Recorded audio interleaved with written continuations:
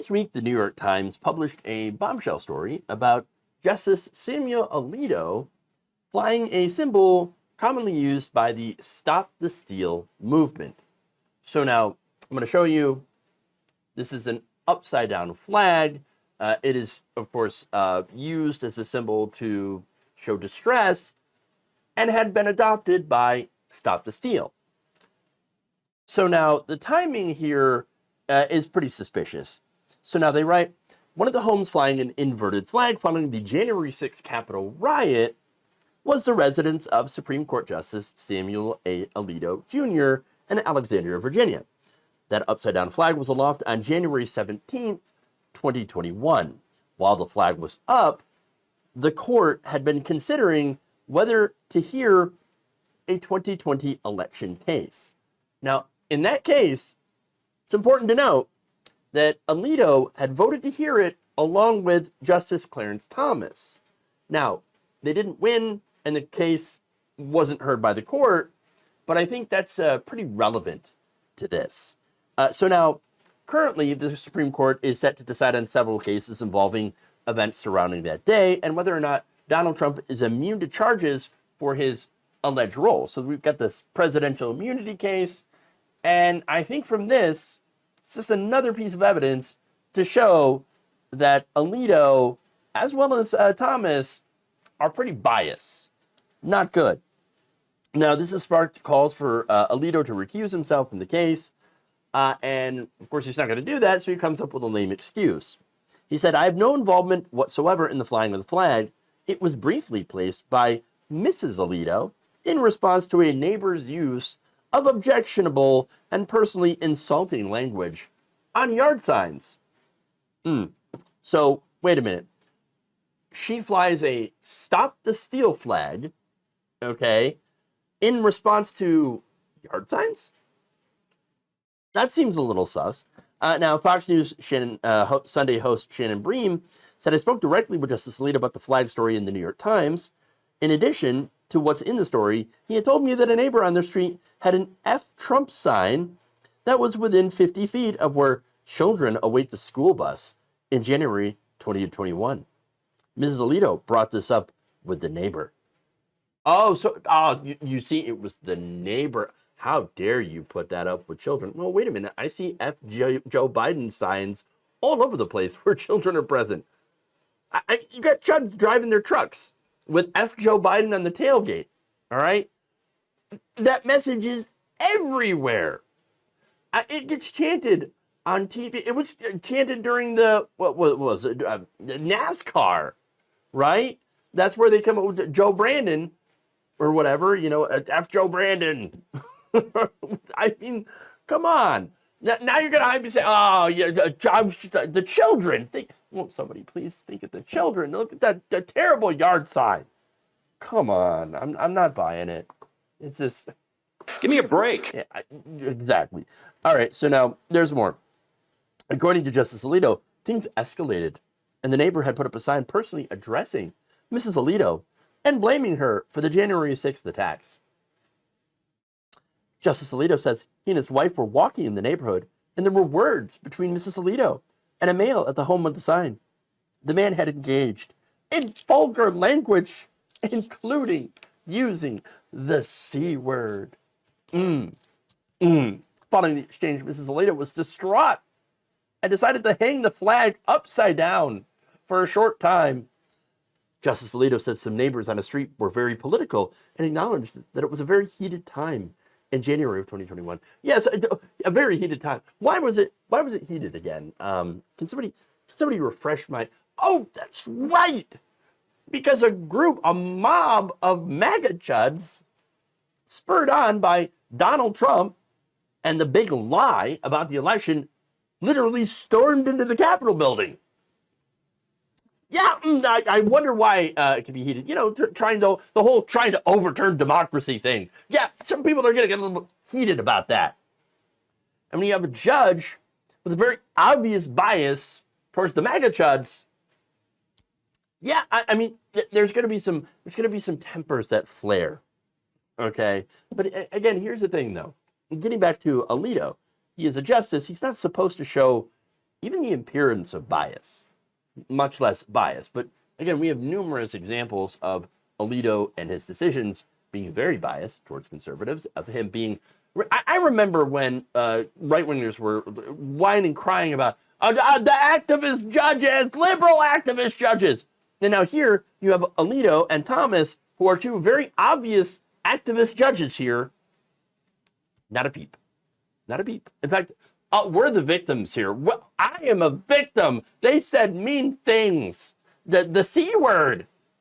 My wife. And all she did was just flash a stop the steal symbol.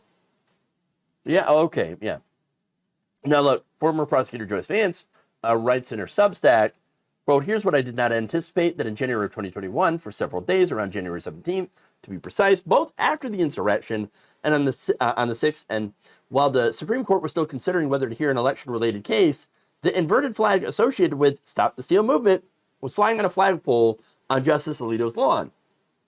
We know it's true because Justice Alito blamed his wife when asked, as though a sitting Supreme Court justice, upon pulling up to his home and seeing the flag, wouldn't immediately take it down and say, honey, I understand your feelings, but as a justice on the United States Supreme Court, I must avoid even the appearance of impropriety.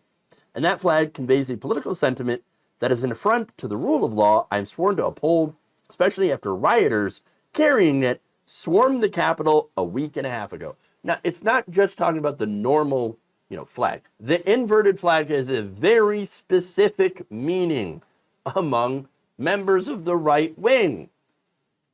Justice Alito said, I have no idea what that meant. None at all. He would be lying. Okay? I don't think he's being honest about that.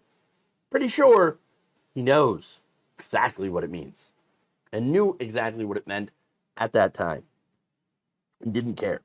Now, she further on went on to say that this is Vance again. Spent a good time in good bit of time in my life around judges. My father-in-law was a federal judge. My husband was a state court judge, and I have a number of close friends on the bench.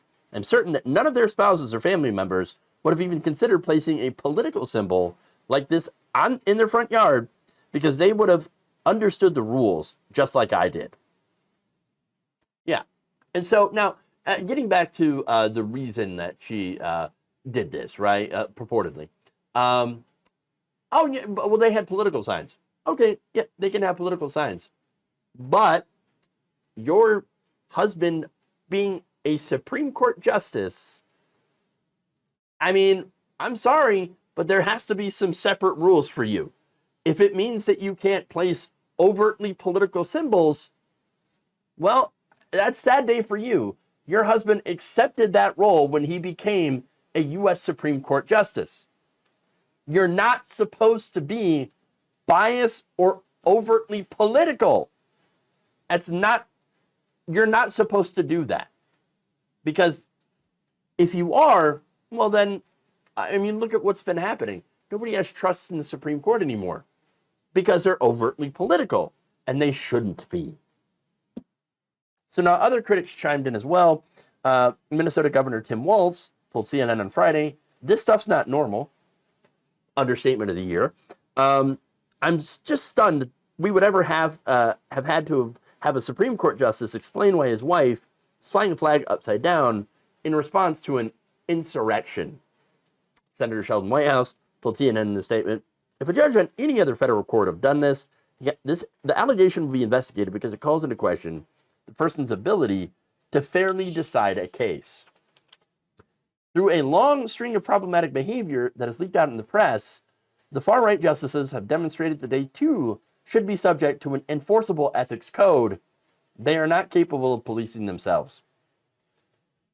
Look, I would love there to be an enforceable ethics code. They agreed to an ethics code, but it's got no teeth on it, so it's not going to do any good. Justices still have the ability to decide whether or not they will recuse themselves, even if they do have a massive conflict of interest.